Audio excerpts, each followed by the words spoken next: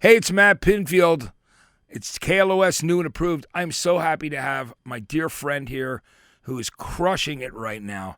He had a number one single with Artificial, and he's back with a new one, and we're going to talk all about it. It's always great to catch up with the incredibly talented Chris Daughtry. Chris, good to see you, man. What's up, my brother? How you doing, man? Good to see you too. Yeah, it's always great when I catch you on the road or whether I catch you here. I mean, you're on the road quite a bit right now. Where are you actually right now? I'm in Cedar Rapids, Iowa. It's a day off from the on the Breaking Benjamin tour, and it's much needed. The weather has been not friendly to us. We've been in and out of snow and like blizzard weather. I'm like, this is the fucking spring. What are we doing here? Yeah, I know it's like that everywhere. The country's the weather patterns are actually in an uproar. I mean, I don't know what's Yeah, happening. Punxsutawney Phil was full of shit this year. Yeah, he was. You know what I mean? You think that they would kind of get past that? You know, it's like there is science now, so Yeah, it's like yeah. I know. I think some people Yeah, just like why are we still relying on this thing? this, like the groundhog. You know, it's so funny. It's like guys. I mean, they think they're just like dressing up in those suits and like kind of Yeah, being like it's just ask. We just asked Bill Murray what's going to happen. exactly. Get a more accurate answer, And how great was that movie, right? dude. It's one of the best. One of my favorites. It is mine too. Chris, you know, while we were out during the summer, you did an incredible show at Aftershock. I mean, obviously you blew the crowd away, and we got to Thank spend you. some time together. And and I've always stayed in touch, because we're great friends, and I love your music. And this new single, you gave me a little bit of a preview before you mixed and finished it, and I was blown Hmm. away. And the reaction you've been getting to it is amazing too. The song is called Pieces, and it's such a personal, emotional song. Can you talk to me about the writing of that song, and can you give me a full overview, because it's just for me, it's just a great song on so many levels. So can we talk about that? Thank you. I think we all, at some point in our lives, we go through something that's gonna, shatter our reality, for lack of better terms, and this song was kind of born out of I lost my daughter to suicide, and I lost my mom a week before that to cancer, and it was just I didn't immediately go I need to go write a song. It was I went through a pretty dark period of just allowing myself to grieve, allowing myself to go through all the emotions, and not really put the pressure on myself to really have to be out in the public, or I didn't really put any pressure on myself to be anything other than where I was at. And when it came time to get back in the studio with Scott and Marty, these things were just kind of bubbling at the surface. These emotions, just the things that I went through, and the things that those events kind of brought up in me were kind of just waiting to find its way into the music. And Scott had brought in this song. It was the opening riff, and I think he even led out with the opening line, to live with the broken pieces. And then it just came out. I was like, oh my God, like, yes, like this is what I've been feeling. This is what it's about, trying to find the strength to pick up those shattered pieces, and those what's left of you, and try to find the strength to move on, and push through the darkness, because it could get really easy to just linger in the darkness and just wallow in it, so to speak, and let it consume you. But that I know that Hannah or my mom would not want that, and I have to be strong for my family um, and for myself. And so it was about acknowledging this darkness, acknowledging what I went through, and finding a way forward. And I'll know it's not something it's not something like you get over it and you move on. You always carry that with you, you know, and it becomes a part of you. It becomes, in a way, it becomes your strength. Um, and that's kind of what this song has been for me. Um, it's been cathartic. It's been, it had to be written, and I didn't know it until we were in the process of writing it. And, you know, those lyrics just were just waiting to be, you know, put on the page, so to speak. And so, you know, the opening line, "You never know what lies beneath the surface." You know, I feel like us as humans, we bury things throughout our lives, and then there's something that happens that starts to bring this stuff up within yourself, stuff that maybe you didn't even know about. And I go to therapy, and sometimes, you know, things get brought up that um, either you wish you didn't find or you weren't aware of. And, you know, that's kind of, you know, where that opening line came from. It's like, you never know what lies beneath the surface or what you'll find, and if it's worth it, because it might scare the shit out of you. Yeah, absolutely. I mean, that's a really interesting thing about, you know, when you start going through, you know, things pop up when you have moments of clarity too, or these things that have been buried. I know the feeling because I'm like, sometimes like, Yeah. whoa. And you're like, you forgot about it, but you don't realize how many of those events affect you.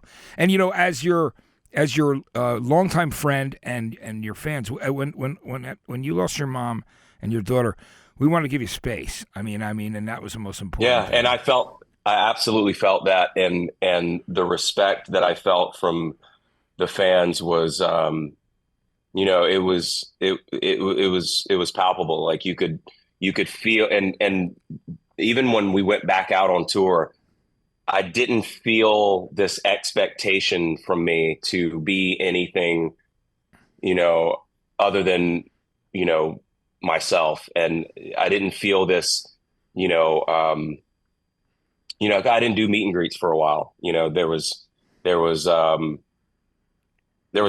you know, the obvious, you know, coming back from COVID thing on top of, you know, what I was dealing with. And, you know, I just started wearing sunglasses to start the shows. And, you know, just, it was kind of my way of finding like comfort without having to feel like I needed to put on a face, you know, and, and I felt like I was allowed to do that. And it was very, uh, appreciated for sure. Yeah, well, that's because you're loved by so many people, and you brought them a lot of joy and happiness with your music Thank and you. your voice, you know. And I think that's great. And you know, I gotta say it. And Go ahead. and I just wanted to add that, you know, as much as, you know, this story is so personal to me, you know, when it was written, I felt this sense of um, like this needs to be shared with the world, because I feel like everyone's going to find their own story in this, I think so. and their own healing through this song. It does. And I think that's what's so beautiful about music. You write something and then it's not yours anymore. It belongs to everyone else, and it can be interpreted for what it needs to be for that individual. Yeah, and that's you're right. That's the absolute beauty and magic of music, you know, and it gets you through so many things.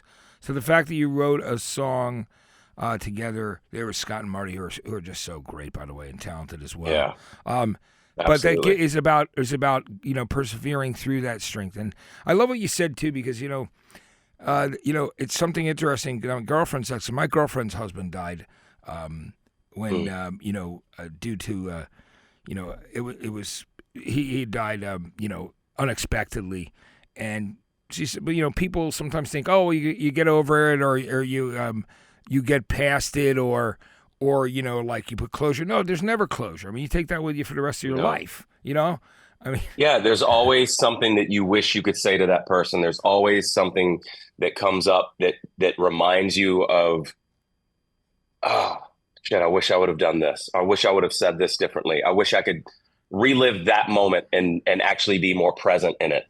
There's always that unexpressed love that you will feel for this individual or someone you've lost, and that doesn't go away. And I don't want it to go away.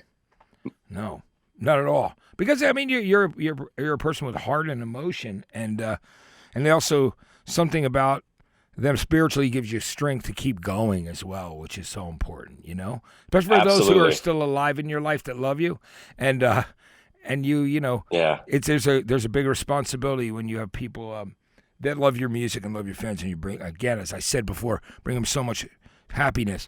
Chris, speaking of which, and I'm. Everybody, Artificial going to number one that was such a great feeling to see that go to number one in rock. That was a big deal for somebody who's been your fan and friend for a long time. It meant the world when I saw that happen that week. In being here on the on our chart too, like that, it was great. So talk to me about that. Such a huge. We started at rock radio and 17 years ago with "It's Not Over," and this 17 years later, it's our first number one at the format. And, it just, obviously a number one feels good, but the fact that it took us 17 years of missed turns and chasing trends. And finally, when I made that choice to go, this is where I belong. This is what I've wanted to put out. This is the music that I love, and to have a number one at that, it's like validation that my gut doesn't lie, and that the fans wanted us here just as much as we wanted to be here. So, it's not something where I sit back and rest on my laurels, but it is that feeling of, hell yeah, like we're doing what we're supposed to be doing, and it feels incredible to be embraced wholeheartedly by the format again, and that was a long trek. We like almost 30 weeks, climbing that hill, like listening to the Rocky theme every day. Exactly. It was a fight, but I mean, and we were in incredible company, so it felt like we earned it. And it felt like there was this feeling that people wanted to see us win. You know what I mean? Yeah. And that felt great too. Yeah, I thought it was fantastic. And let's talk about some of the cool things you've been doing lately, because of all the friendships you've made over the years and everybody in rock supporting each other. You've done some great things lately, collaborating with your friends, performing live. David Draymond of Disturbed, Brent Smith of Shinedown, Jacoby, Shaddix. Let's talk about those recent times while you've been on the road or in the same city, maybe Nashville, wherever you were. Talk to me about a couple of those, because, I thought it was great. Let's talk about how you go back a long way with these guys. Let's start with Brent, because Brent is such a I love that about the rock community, by the way. It's so it's just so welcoming, and I love that we all support each other, and we all want to see each other win. And Brent's been a longtime friend ever since right after I got off of Idol, and we worked together on the first record. And so I was going to see their show in Nashville, and Jacoby found out that I was going to be there, and I hadn't seen Jacoby since we did a show together at it was one of the festival. Incarceration, and he was like, "Dude, I hear you're going to be at the show tonight. totally cool. If you just want to watch the show, I understand. But if you want to jump up on stage and do Scars with me, man, that would be super sick. I was like, fuck yes, count me in. That's great. That was so great that you guys doing that song, because I feel like there's a definite connection. It certainly is. When you look at Jacoby and Brent, and even David, like all those guys are such great guys, but they're all guys that are from the heart and have a lot of emotion, like yourself. And by the way, it's not lost on me that those were the people that were surrounding us on the, when we were going to number one, and we were we were all kind of in the same, pecking order. It was like Shinedown, and then us, and then Papa Roach, and then Disturbed, and we were all kind of gunning for that number one spot one after another. And it's just super cool that how these stars have aligned. And Draymond has been a huge supporter of mine for a very long time now. And he texted me. He was the first person to text me and say, hey man, so those whenever those Shinedown boys get out of the way, whenever that is, it looks like you got a number one at rock radio. That's great. And he said, I could not be more proud. And that was just, one of my heroes texting me like to congratulate me before it even happened. And then it happened right before they came to Nashville, and he texted me, goes, hey, you going to be in town? I was like, dude, it's on my calendar. I'm going to be at the show. And he was like, you want to jump up on stage with me? And I'm like, dude, yes, absolutely. He goes, here's the set list. You pick a song. And I was like, wow, that's pretty generous. But the one I want to do is like the last song before your encore. So you probably don't want to do that. He goes, fuck it. That's perfect. I was like, yes, that's great. It was the most metal stage I've ever been on. There was fire coming out of every corner of that stage. That fire on this last tour was unbelievable. I loved it. I've never seen so much pyro in my life. Yeah. I was like, dude, I'm just going to stand close to you because nobody told me where not to stand. And I assume that you guys are looking out for me. So I'm going to stand close to you, and I hope I don't get burned. But it was so much fun, man.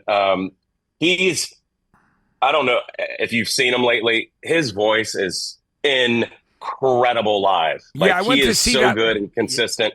Yeah, I went to see the show. I think it might have been the last show of the season at down at Irvine. It used to be called Irvine Meadows, but he played out there. Yeah, and it was amazing. And that heat, you could feel those flames like about 10 rows back. yeah. But he was phenomenal. I mean, he was so good. The band was amazing. Yeah. His voice is just crushing it. His heart's in it. Like it always is, but I love it. Gives me it's a huge inspiration to me to be in his 50s at that level, just doing it like he was doing in his 20s, and still probably even better now than he was then. And I love seeing that. I love getting that that fire again, like when you're a kid seeing your favorite bands, and like I knew I was performing that night with him, but other than that, I was in the pit watching the show, and I was just like a kid again. And it was incredible. It was definitely it took me to Rock School 101. Yeah, that's great. I mean, I thought that was an incredible tour too. How is it great? You and Ben Burnley and the guys going out? It must be a great time playing every night. Yeah. I love those guys. And I've been a fan of Ben's for since So Cold came out. And it's funny, Ben, the first day of the tour, we had already talked about doing it. We were texting back and forth. Like I said, dude, he was like, we should do a song together. I was like, I would love to do Breath. It's my favorite song. He goes, absolutely. And I go up there to the sound check, and he goes, man, it's so cool that we're finally doing this. I DM'd you years ago, but you never answered me. And I'm terrible at DMs. And I was like, dude, he goes, and that's why I'm not mad, because it never saw Seen. So it never said Seen on it. So I knew that you never saw it.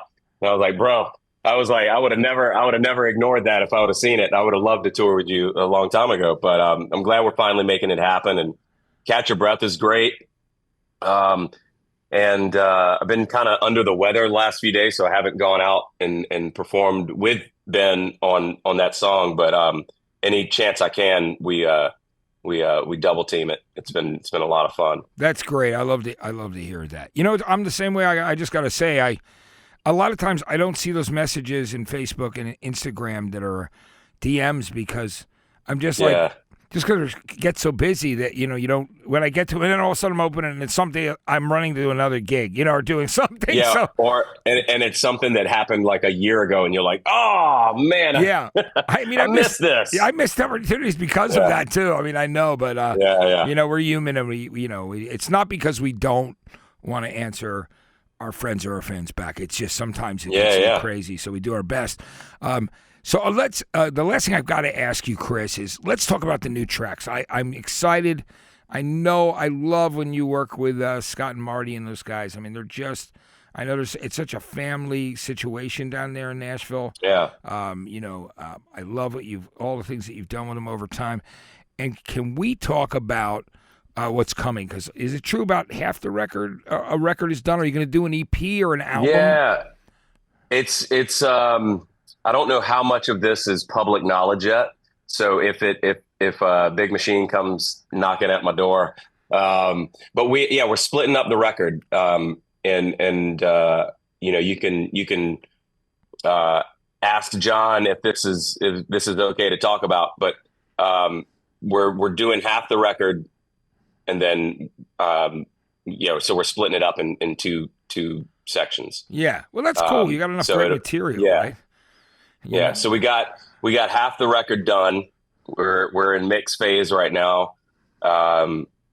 It's, you know, it feels, and I feel like I say this every record. It feels like the best thing I've ever written. It feels like the best, most honest music I've ever written. This phase I'm in right now. You know, I think.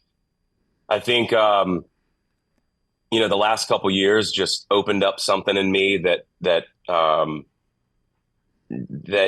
it felt needed to be spoken about and needed to be said. And it doesn't feel like it hasn't once felt like we were writing a song for radio or a song for, you know, a specific reason. It just felt like this is what's coming out. This is how it's coming out. I hope people receive it the way it's meant to be received, but at the end of the day, it feels honest to me, and I feel like I'm being honest to myself, and I'm being vulnerable, and I'm really, really proud of what we've tracked so far, and I really think that you know, there's a lot of mental health being talked about on this record, on these, you know, first half of the record. And I just, you know, I feel that I'm in a place that I can say to others, you're not alone. I've been there. Like, whatever you're going through, just stick it out. Like, just keep pushing, because it does get better on the other side. It absolutely does. And I think that's a message that you bring into your fans. And I think it's something that needs to be talked about. And when it's coming from someone like you, it's coming from a very honest place. And I love that that's one of the things that's been great about rock and roll lately, is people being able to be honest and talk about those feelings and those things that they do. And I think when you talked about your contemporaries, the guys that you're with there, like David Draymond and Jacoby and Brent, I love the fact that it's an openness that I think people really appreciate, and it affects the fans, because a lot of stuff going on in the world right now that's affecting people in so many different ways, and they need to find strength and draw strength, you know. Absolutely, and I love that rock is really waving that flag right now. Yeah, more than anything else, and that's what I love about it. Rock has stepped up, and a great way. It's always been, obviously my favorite format.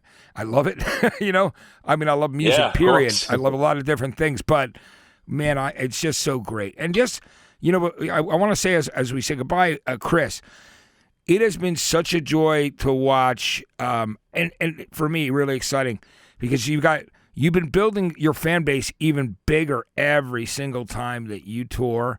And I see people that are been fans for a long time, and then I see you getting new fans. People going, wow, man, that might not have seen you the first time or seen some of the other tours.